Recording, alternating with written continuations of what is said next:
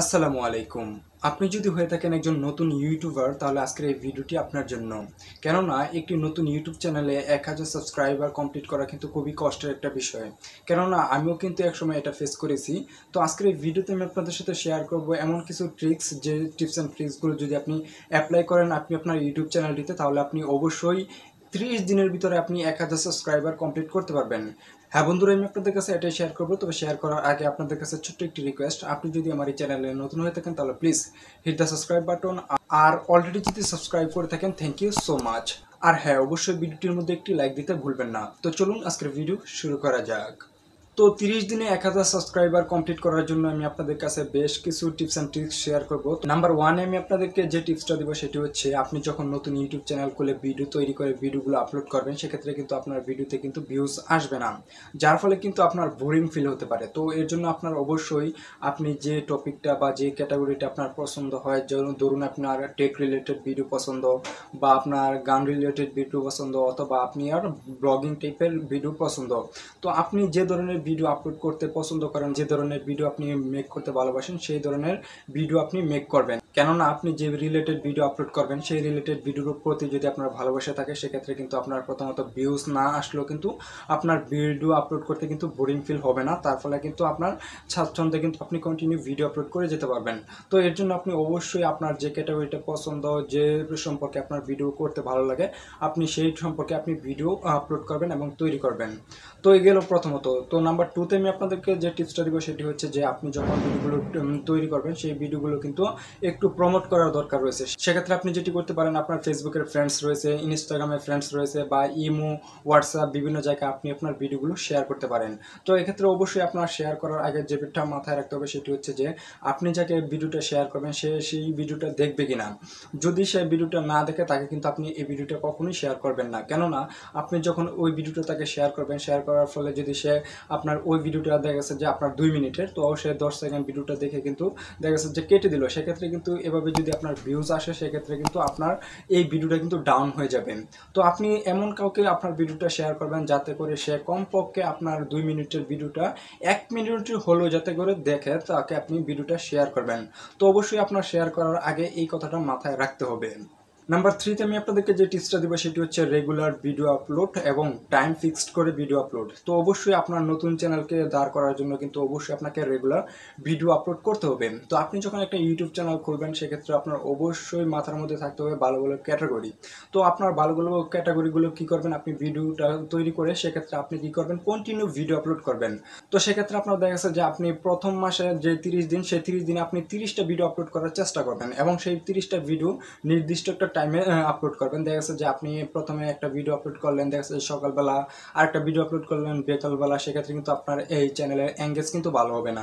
তো সেক্ষেত্রে আপনি অবশ্যই টাইমটা ফিক্সড করে একটি সময়ের মধ্যে আপনি ভিডিওটা আপলোড করবেন। তো দেখা গেছে যে আপনি সন্ধ্যা 7টার সময় আপনি আপনার ইউটিউব চ্যানেলে ভিডিও আপলোড করতে পারেন। সেক্ষেত্রে আপনি যদি কন্টিনিউ যদি সন্ধ্যা 7টায় যদি আপনি ভিডিও আপলোড করে যান, সেক্ষেত্রে কিন্তু আপনার এঙ্গেজমেন্টটা ভালো হবে। কেননা আপনার ভিউয়ার্সরা আপনার ভিডিওর জন্য অপেক্ষা করবে, এবং আপনার ভিউয়ার্সরা জানবে যে আপনি ওই সময় ভিডিওটি আপলোড করবেন। তার ফলে কিন্তু তারা অপেক্ষা সহকারে আপনার ভিডিওটার জন্য কিন্তু থাকবে। তার ফলে কিন্তু আপনার ভিডিওগুলোতে কিন্তু ভিউজ আসার সম্ভাবনা কিন্তু অনেক বেশি বেড়ে যাবে।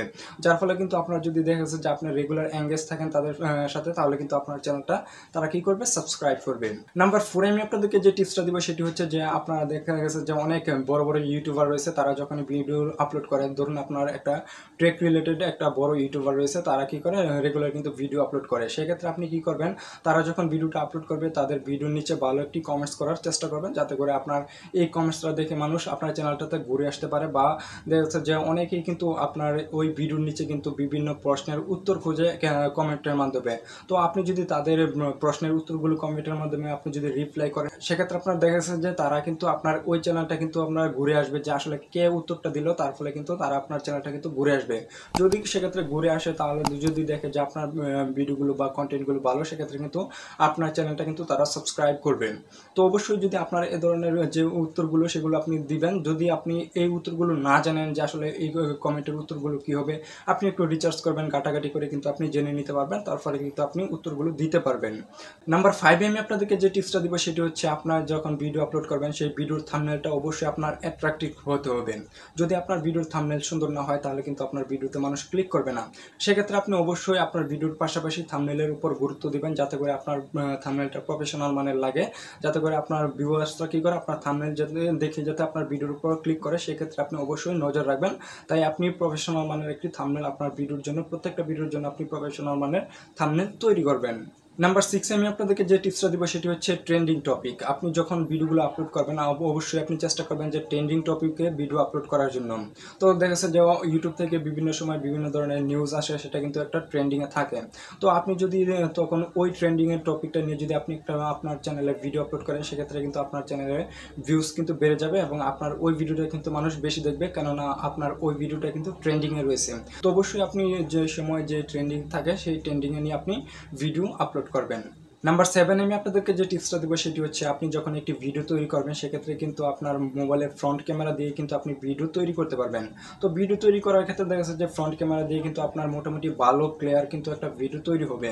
তো আপনার ভিডিওটা যতই ক্লিয়ার হয় না কেন, আপনার ভিডিওর সাউন্ড কোয়ালিটি যদি ভালো না হয়, সেক্ষেত্রে কিন্তু আপনার ভিডিওটা মানুষ দেখবে না।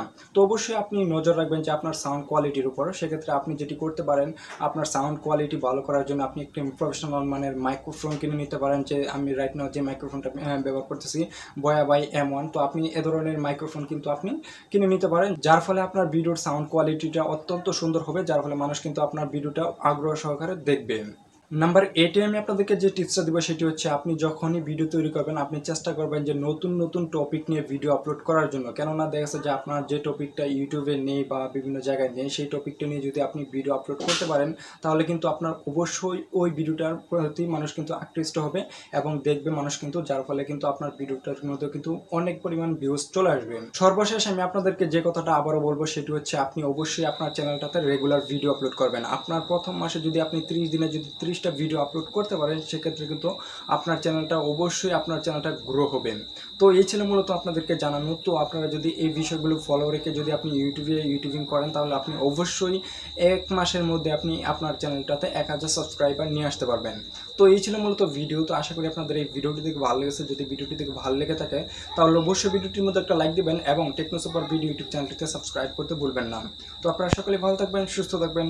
আল্লাহ হাফেজ।